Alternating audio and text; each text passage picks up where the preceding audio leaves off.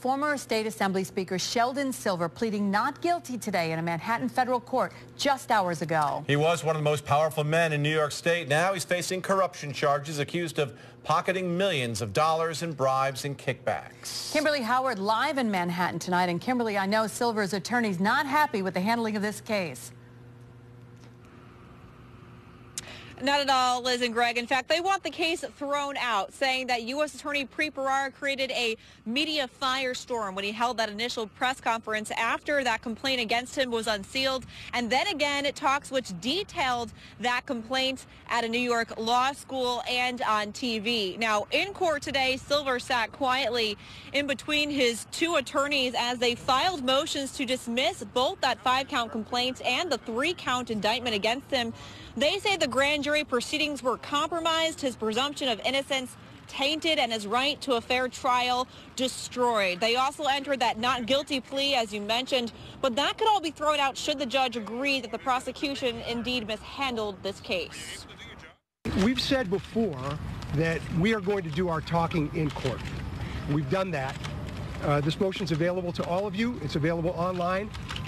Please read it. And you'll see that Mr. Silver has been deprived of his right of the presumption of innocence.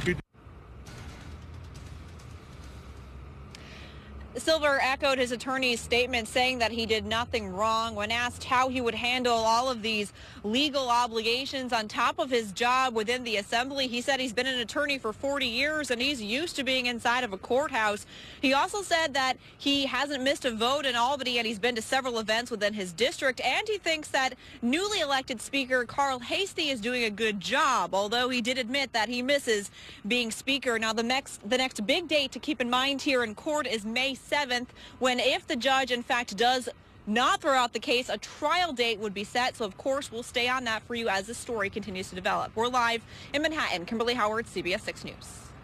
Thank you, Kimberly. The vast majority of New Yorkers say corruption is plaguing state government. That, according to a new poll from the Siena Research Institute. 92% say corruption is a very serious or somewhat serious problem in state government. In terms of ways to rid the capital of corruption, voters are split on that, but the majority says passing an on-time budget is more important than Governor Cuomo's ethics reform package. The poll also shows 58% of New Yorkers have an unfavorable opinion of Sheldon Silver. You can follow Silver's path of alleged corruption on our website, cbs6albany.com. Just click on Top Stories.